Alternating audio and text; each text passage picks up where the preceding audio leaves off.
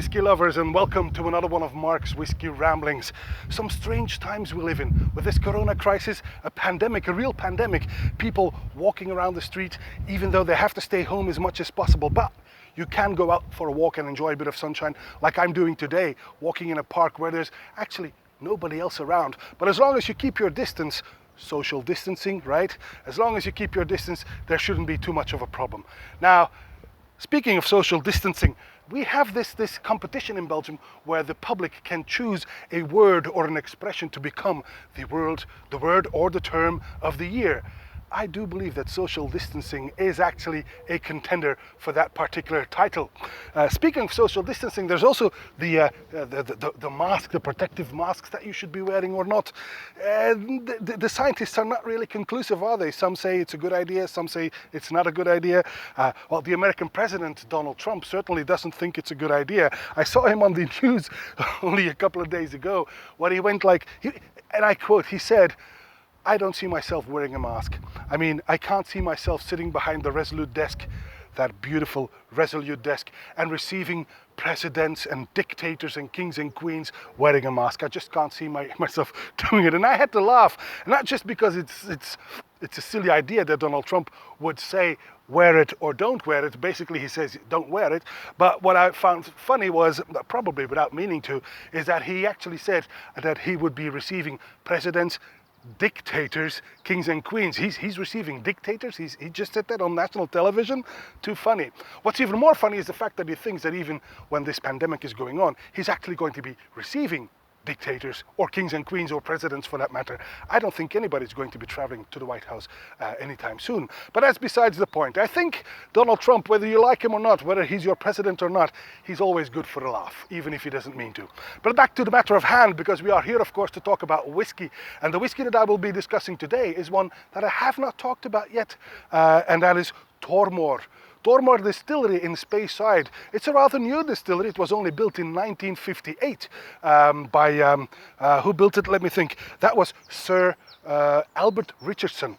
That name might not ring a bell, but he was actually once the president of the Royal Academy, so he's a big shot.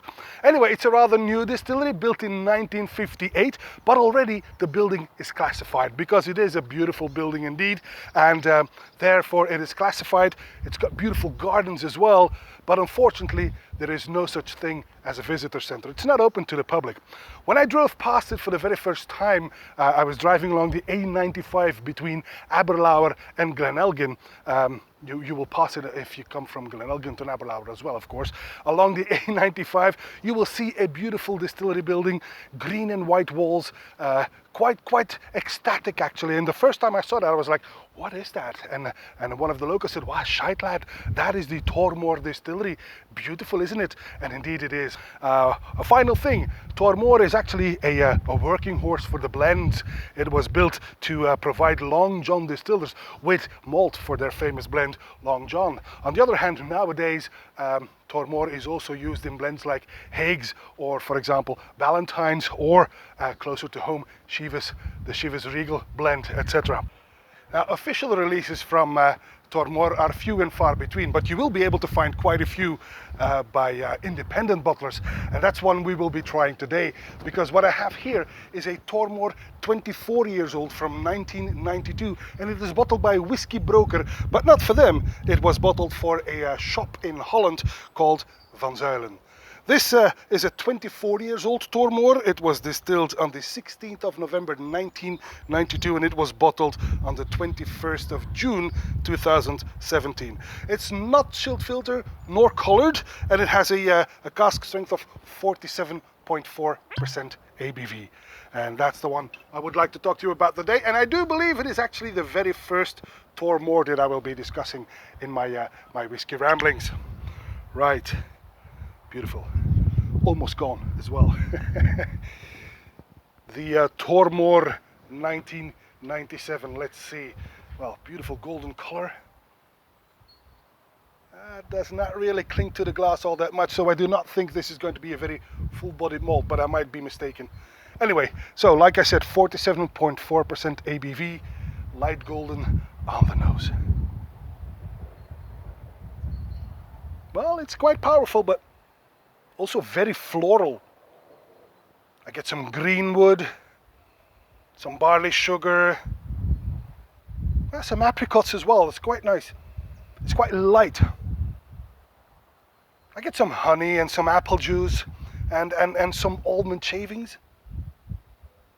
And then there's some vanilla and ginger. This is very easy going. This is very accessible, but at the same time quite pleasant. Right on the palate then.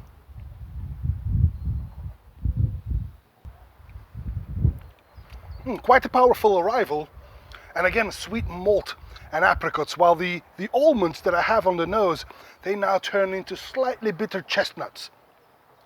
The floral element is there as well, it remains, but I also get some, I don't know, something like oatmeal, or is it seminola? Not sure, but it's definitely nougat. It's pretty well balanced, and actually again quite pleasant on the finish.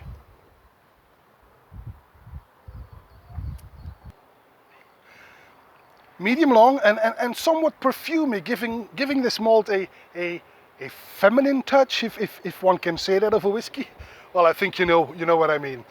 Well, Tormore is a distillery, like I said, that doesn't appear on my scope very often, admittedly, but this one is actually a pretty decent aperitif style whiskey.